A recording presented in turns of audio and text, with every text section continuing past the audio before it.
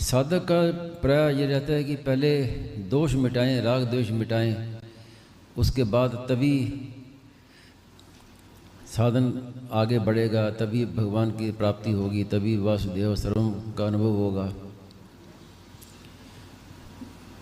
ये भी एक बाधा है।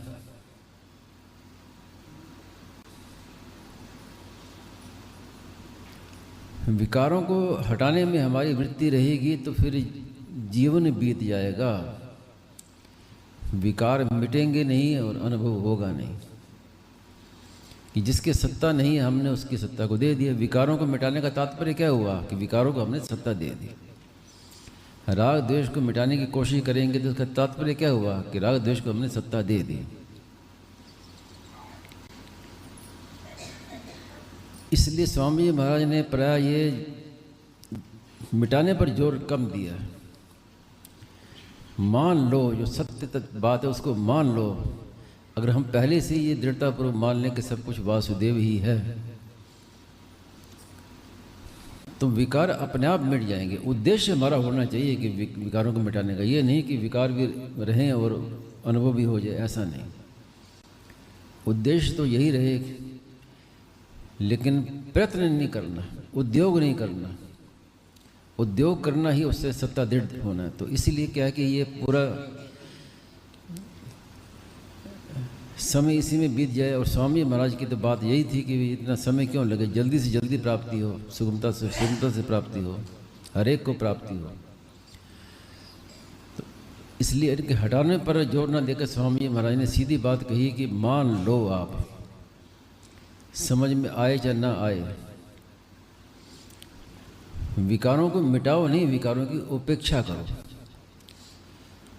सबसे बड़ा शस्त्र जो है निर्विकार होने का, कि विकार दिखे तो उनकी उपेक्षा करो। चुप साधन में क्या है, यही तो बात है।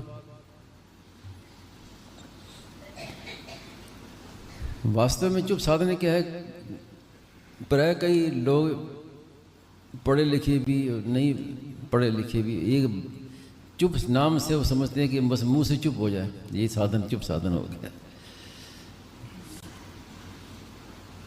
कोई कहते हैं कि हम बस सब चीज़ की दृष्टा बन जाए, ये चुप साधन नहीं है। अगर दृष्टा बनेंगे तो दृश्य के साथ संबंध रहेगा, तभी तो दृष्टा बनेंगे। तो चुप साधन क्या है कि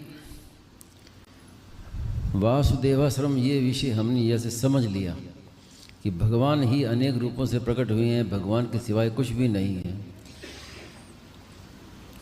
जैसे समुद्र में बर्फ़ का ढेला हो तो उसके बाहर भी समुद्र पानी, भीतर भी जल, खुद जल रूप ही है, जल के सिवाय कुछ भी नहीं है।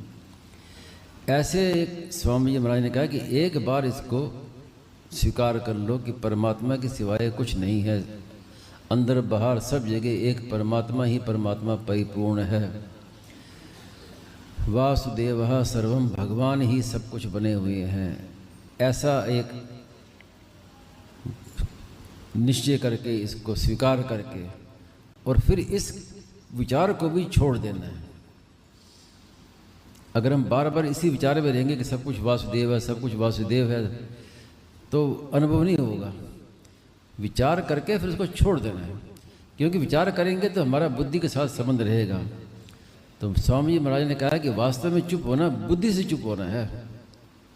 बुद्धि से चुप होना ही वास्तव में चुप होना है। और मन से भी चुप होना है। मन में जो भी चिंतन आए उसको हटाना नहीं है, ना उसको रखना है ना हटाना है, उसकी उपेक्षा करना है। ये सबसे बड़ा शस्त्र है, उपेक्षा। ये जल्दी से हाथ लगता नहीं है साधकों के, और हाथ लग गया तो बड़ा सुगम काम हो जाए।